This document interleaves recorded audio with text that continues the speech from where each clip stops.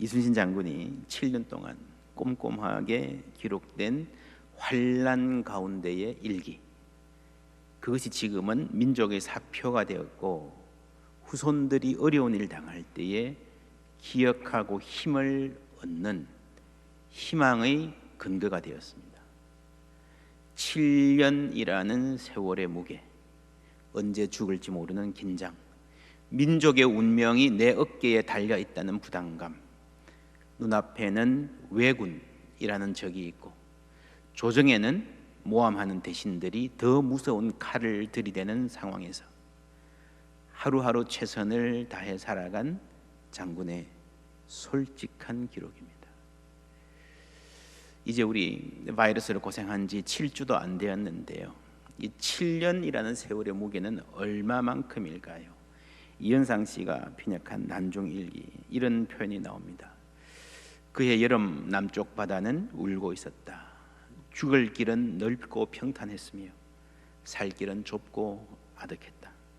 공포는 폭풍전야의 침묵이 되었고 희망은 바람 앞의 등불처럼 흔들렸다.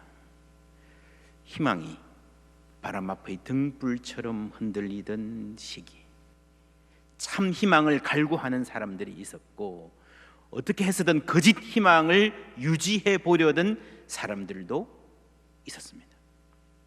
오늘은 종려주일, 예수님이 예루살렘 성에 입성하신 날입니다. 나귀 새끼를 타셨다, 예수님은 겸손하셨다, 우리도 그 겸손을 본받자라는 말을 우리가 많이 들었는데, 사실 종려주일은요, 겸손이라는 한마디 말만 하고 끝내기에는 너무도 큰 의미가 있는 주일입니다. 요한복음은 나사로의 이야기와 종려주일의 입성을 연결해서 보도하고 있습니다. 9절에 유대인의 큰 무리가 예수께서 여기 계신 줄을 알고 오니 이는 예수만 보기 위함이 아니요 죽은 자 가운데서 살리신 나사로도 보려 함이라. 예수님이 핫해졌습니다. 사람들이 막 모입니다. 대제사장들이 나사로까지 죽이려고 모이하니 나사로 때문에 많은 유대인이 가서 예수를 믿음 이르라.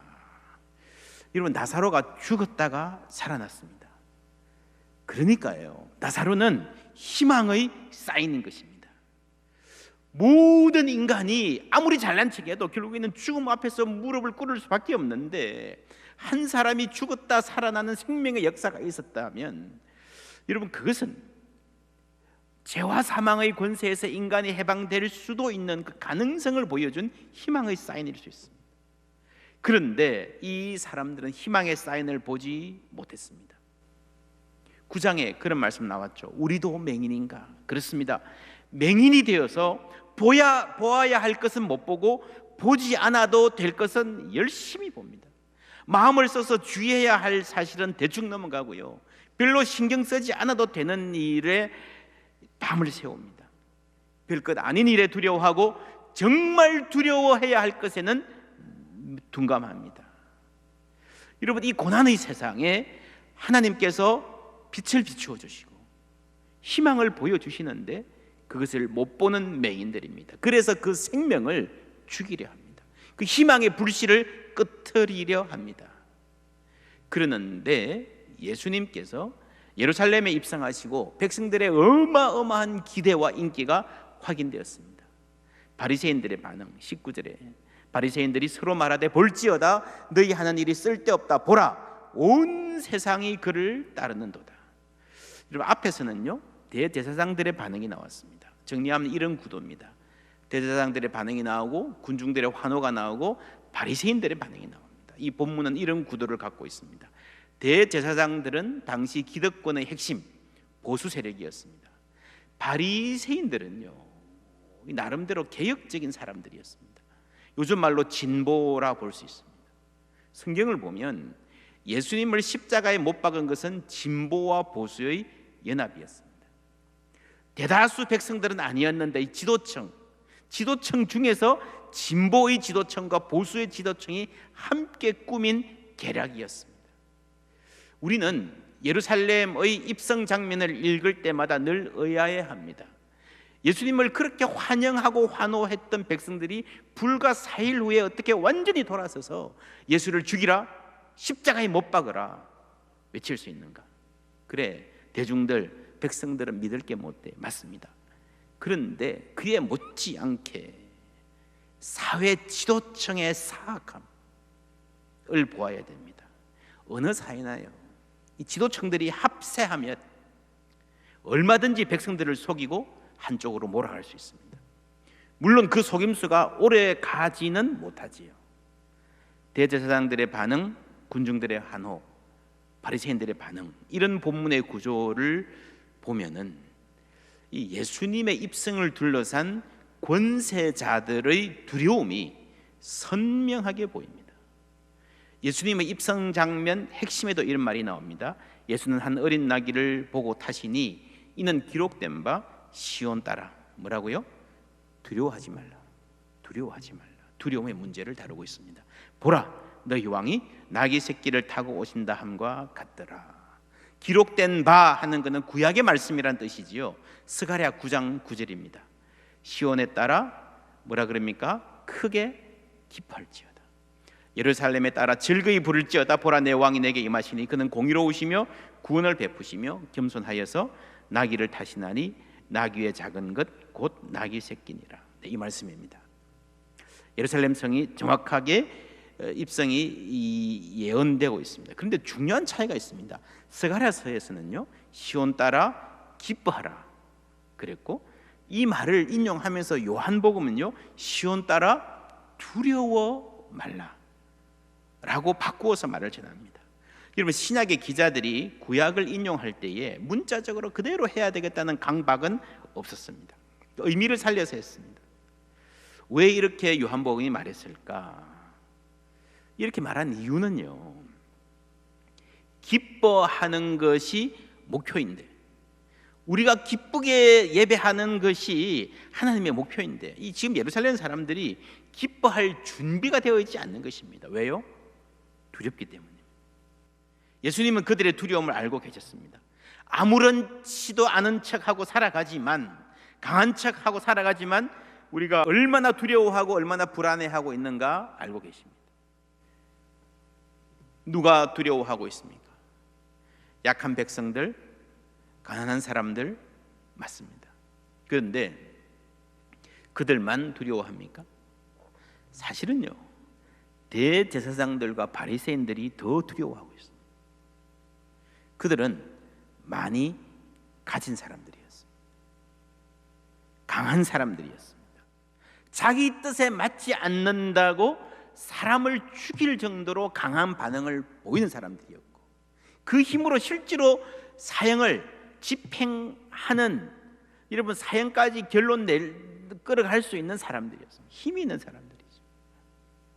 그런데 성경은요, 그들의 보인 강한 반응, 살인까지 서슴지 않는 강한 반응 뒤에는 사실 크다란 두려움이 있다는 것을 보여줍니다. 그들이 폭력을 쓰는 것은 두렵기 때문입니다.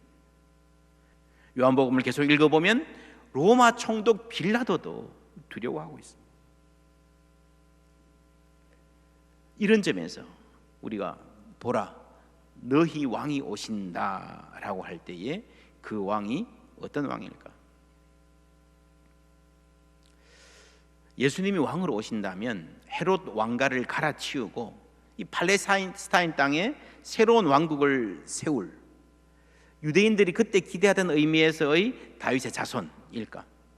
아니면 로마 제국을 전복하고 황제의 통치를 대신할 그런 왕일까? 그게 아니라면 보라, 너희 왕이 오신다라는 말의 의미는 무엇일까요? 이 말의 의미를 알기 위해서 우리는 시온에 따라 두려워 말라 할 때의 이 시온이 뭔지, 시온의 의미를 물어볼 필요가 있습니다.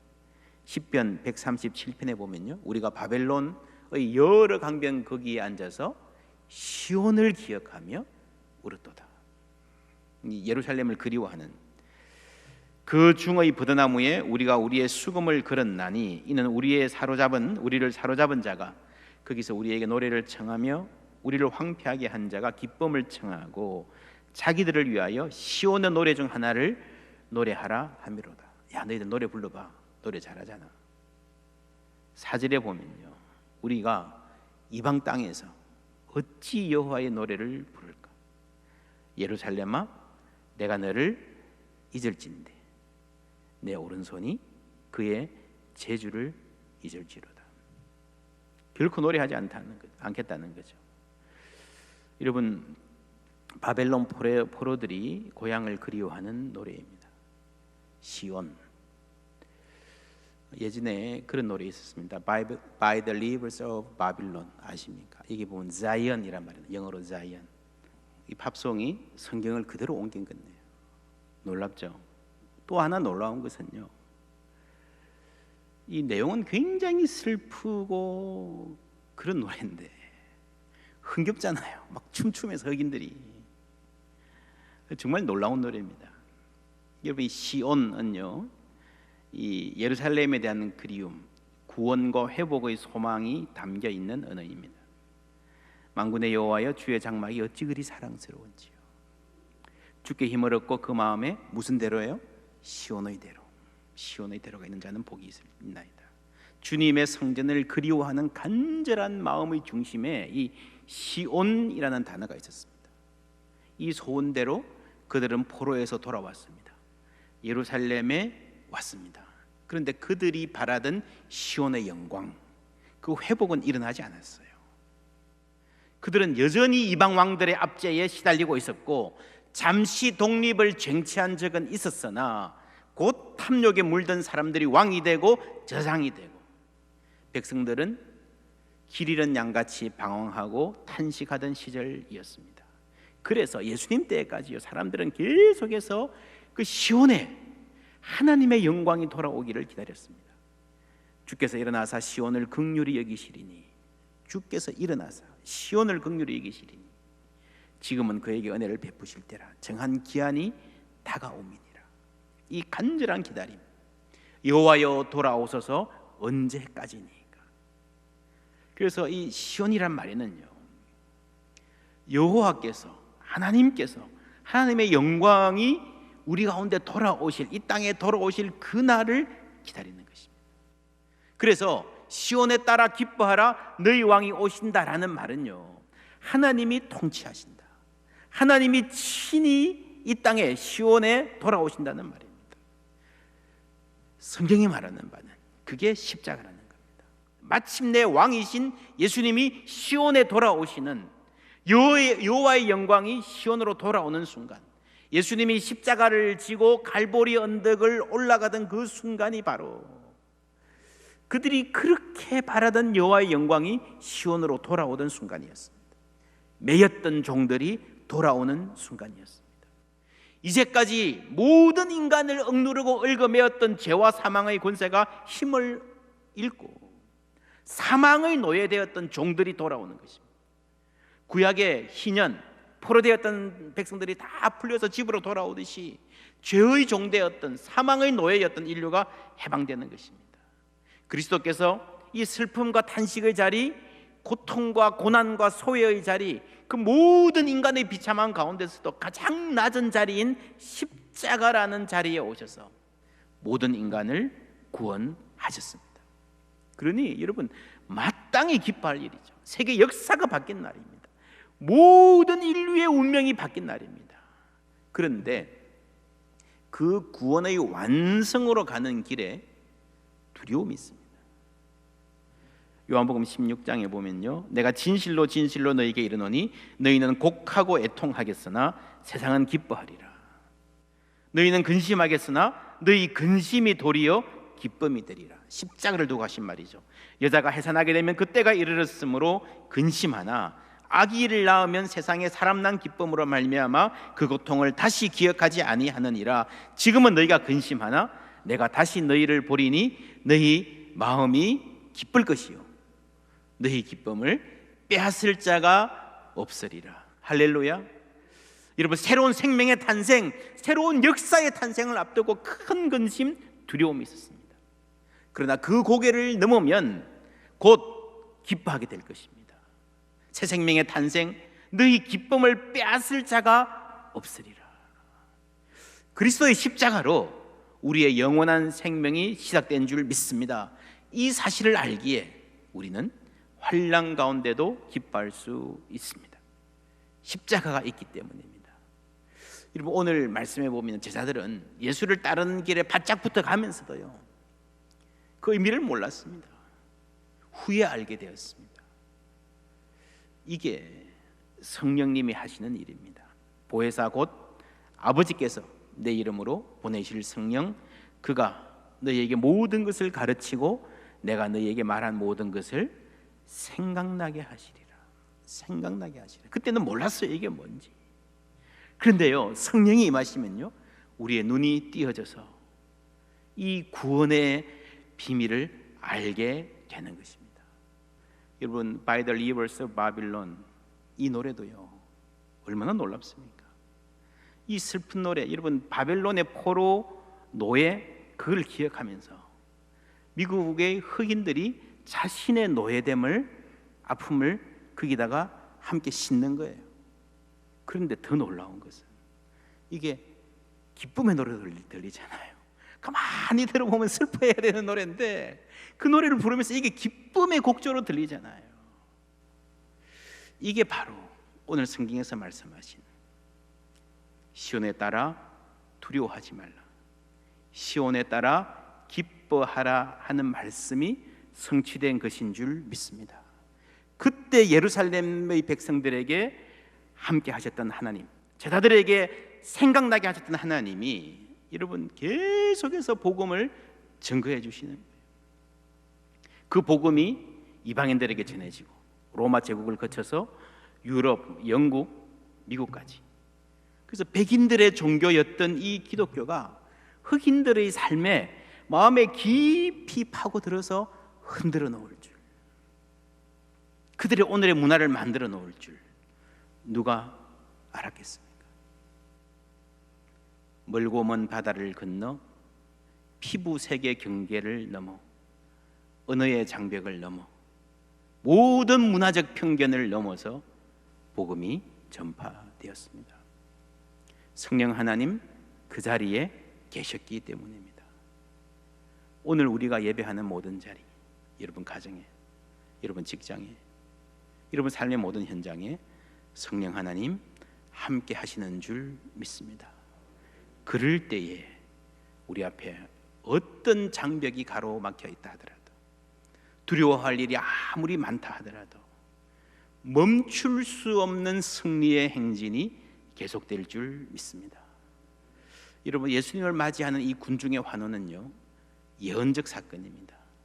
물론 이들이, 혹은 이들 중에 일부가 며칠 후면 돌변하여서 예수를 십자가에 못 박으라 외칩니다. 그러나 그 안에 있는 백성들의 진정한 갈망, 그 백성들의 목마름을 해결하는 하나님 나라 복음의 폭발성은 이미 여기서 꿈틀대고 있는 것입니다.